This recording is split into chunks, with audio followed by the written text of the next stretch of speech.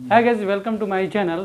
आज हम समझने की कोशिश करते हैं कि बिहार डीएलएड का फॉर्म कौन कौन भर सकते हैं, ये होता क्या है, इनके करने के बाद आपको क्या करना पड़ता है, और आप बीएड डीएलएड कर लेते हैं तो किन क्लास तक के टीचर बनते हैं। इन सारे चीज़ों को हम विस्तार से समझने की कोशिश करेंगे। हमें कौन सा कॉलेज को चॉइस करना चाहिए, प्राइवेट कॉलेज में कैसे एडमिशन होता है, गवर्नमेंट कॉलेज में कैसे एडमिशन होता है, इन सारे बातों को समझने की कोशिश करेंगे। आइए विस्तार से जानते हैं। फर्स्ट स्टेप है कि डीएलएड क्या है। तो डीएलएड क्या है, इसका फुल फॉर्म होता है डिप्लोमा इन एलिमेंट्री एजुकेशन। क्या होता है? Diploma in elementary education, DElEd का फुल फॉर्म होता है। अब नेक्स्ट टॉपिक में हमने लिखा है कि जो डीएलएड है ना सर, वो एनसीटीसी से मान्यता प्राप्त है, इनके द्वारा, गवर्नमेंट के द्वारा मान्यता प्राप्त है। उसी जगह से आप डीएलएड कर सकते हैं। इसमें गवर्नमेंट और प्राइवेट कॉलेज भी होते हैं। अब आगे जानने की कोशिश करेंगे एक एक टॉपिक को कि यह कोर्स कितने सालों का होता है। तो 2 साल का होता है। यह कोर्स कितने सालों का होता है? 2 साल का होता है। या इस कोर्स को कौन कौन कर सकते हैं? तो इंटर जो पास आउट है वो कर सकते हैं। इंटर जो अपेयरिंग है, इट मीन्स इंटर का जो एग्ज़ाम देने जा रहे हैं वो भी बच्चे कर सकते हैं, चाहे वो कोई भी फैकल्टी से हो, आर्ट्स, कॉमर्स, साइंस, बायो, कोई भी फैकल्टी से हो, वो बच्चे क्या कर सकते हैं? डीएलएड के लिए फॉर्म डाल सकते हैं। इसमें क्या है, और अदर अपर लेवल में अगर आपका डिग्री है, ग्रेजुएशन है, पीजी है, फिर भी आप चाहते हैं डीएलएड करना, तो आप कर सकते हैं। आपकी इच्छा, आप कर सकते हैं। फिर ये हमने लिखा है माध्यम से भी इस कोर्स को कर सकते हैं। कोर्स करने के बाद क्या होगा मैं बताऊंगा आगे। नेक्स्ट, इस डीएलएड करने से आपको क्या क्या फ़ायदे मिल सकते हैं। तो पहला तो है कि 1 to 5 टीचर आप बन सकते हैं। क्या 1 to 5 टीचर होंगे? तो 1 to 5 टीचर कौन होंगे?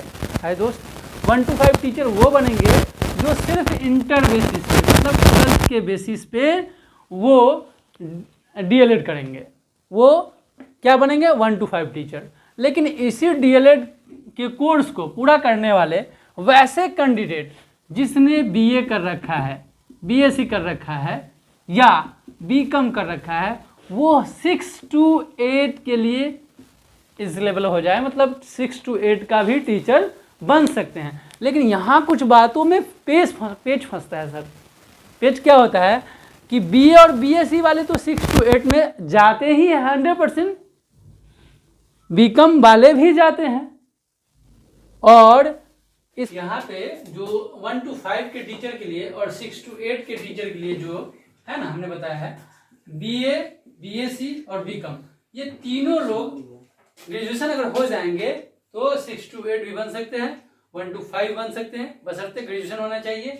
जबकि +2 रहेंगे तो वह सिर्फ 1 to 5 टीचर ही बनेंगे। यही बात है। आगे चलते हैं। तो ये इनके फायदे हैं, और आगे चलते हैं। या जॉब कहाँ कहाँ? तो बिहार गवर्नमेंट में कर सकते हैं, अदर स्टेट में भी कर सकते हैं। डीएलएड आपका फाइनल हो जाता है तो आप अदर स्टेट में भी जॉब कर सकते हैं, केवीएस में और DSSB में भी जॉब कर सकते हैं। लेकिन इन जॉब को करने से पहले आपको कुछ एग्जामिनेशन क्वालिफाई करना पड़ता है। इट मीन्स अगर 2 ईयर आपका डीएलएड कंप्लीट हो जाता है तो आप डीएलएड में जब एडमिशन ही लेते हैं ना, उस अपेयरिंग के समय ही टेट का एग्ज़ाम दे सकते हैं। उस अपेयरिंग के समय में ही आप टेट का एग्ज़ाम, इट मीन्स सीटेट और टीईटी मतलब टेट दे सकते हैं।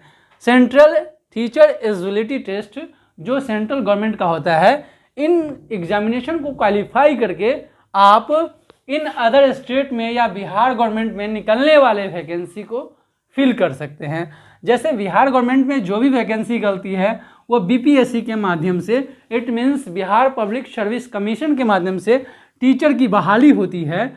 उन बहाली के माध्यम से बच्चे यहाँ फॉर्म फिल करते हैं और वो बच्चे डीएलएड वाले 1 to 5 और 6 to 8 के लिए टीचर बनते हैं। इनमें भी 2 बात है। एक बात समझने की बात है कि जो बच्चे 1 to 5 के टीचर बनना चाहते हैं वो पेपर 1 देते हैं एग्जामिनेशन सीटेट के, जो 6 to 8 बनना चाहते हैं वह पेपर 2 देते हैं। इट मीन्स अगर दोनों जो देना चाहते हैं वह दोनों पेपर को देंगे, पेपर 1 और पेपर 2 दोनों देंगे, तब जा कर के इन दोनों पेपर में क्वालिफाई होते हैं। इन दोनों पेपर में क्वालिफाई होने के लिए आप जानते हैं कि जनरल वाले को 90 नंबर लाना पड़ता है दोनों पेपर में, जबकि ओबीसी वाले को और SC ST वाले को 82 नंबर क्वालिफाई करना पड़ता है। इन एग्जामिनेशन को जब आप क्वालिफाई कर जाते हैं तब अदर स्टेट की जो वैकेंसी गलती है, जैसे बिहार में BPSC के तहत वैकेंसी गलती है, अदर स्टेट में या KVS में या DSSS में ये सब जो वैकेंसी गलती है, इसमें आप फॉर्म फिल कर सकते हैं।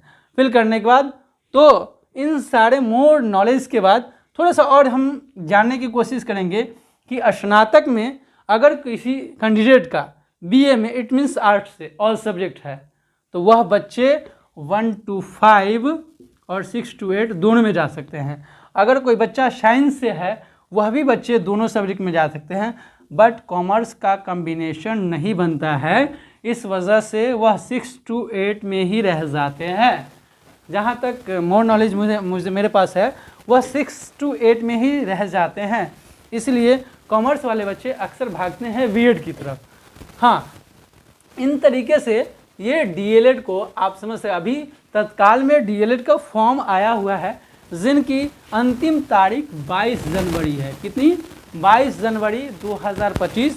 जनरल वाले ये फॉर्म भरेंगे तो 960 रुपया उनको देने पड़ते हैं, जबकि SC ST वाले के 760 रुपया, 100 या 50 रुपया आपका जो फॉर्म चार्ज नियर वाले लेंगे वो आपके ऊपर, रिलेशनशिप के ऊपर डिपेंड करता है कि आप कितना उन्हें दे पा रहे हैं।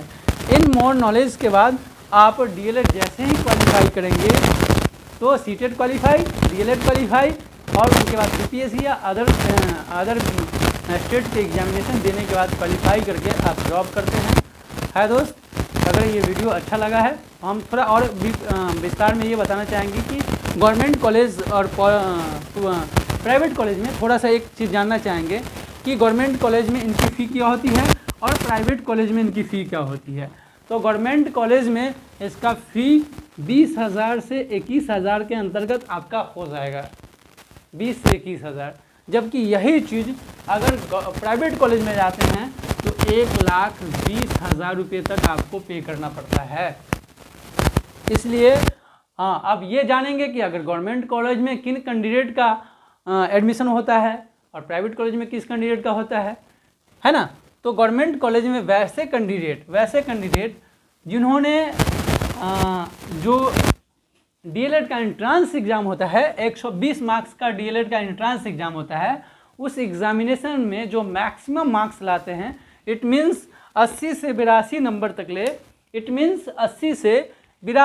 तक ले, अगर सपोज डैट 120 मार्क्स का एग्ज़ाम हुआ, उसमें 80 नंबर 76 या इससे प्लस नंबर लाते हैं तो आपका गवर्नमेंट चांसेस बन जाता है। जबकि इसको क्वालिफाई करने के लिए 36% नंबर ही लाना 35% नंबर ही लाना अनिवार्य है प्राइवेट कॉलेज के लिए। लेकिन इस बार का जो DLED का भीड़ था उसके माध्यम से हमने कई जगह कॉलेज में रिक्रूटमेंट को देखा है, कई जगह कॉलेज को घुमा है, तो हमने देखा है कि बहुत जगह मतलब मिनिमम 53 मार्क्स में ही कम से कम 53 मार्क्स वाले का एडमिशन हुआ है, उसमें भी बहुत सारे बच्चे बवाते रह गए हैं। इसलिए अपना स्कोरिंग करने की कोशिश करेंगे और तब जाकर के स्कोर हो सकता है। एक और बात नोटिस करेंगे कि जो बच्चे इस बार इंटर का एग्ज़ाम देने जा रहे हैं वो बच्चे इसको फॉर्म को फिल कर सकते हैं, बशर्ते उसका एज क्या होना चाहिए, 17 साल प्लस 1 दिन भी रहेगा तो चलेगा। उसके बाद वह बच्चे इस फॉर्म को फिल कर सकते हैं। 2 साल का कोर्स कंप्लीट करने के बाद वो DLED B.Ed डिग्री प्राप्त कर लेंगे। All the best every student. अगर आप तैयारी भी करना चाहते हैं तो हमसे जुड़े, हमारे चैनल को सब्सक्राइब करें, शेयर करें, कमेंट करें। अगर ये वीडियो आपको अच्छा लगा है तो कमेंट करके अपना सुझाव ज़रूर दीजिएगा ताकि हमारा मोटो बना रहे ये वीडियो बनाने के लिए। Thanks for watching video. Thanks.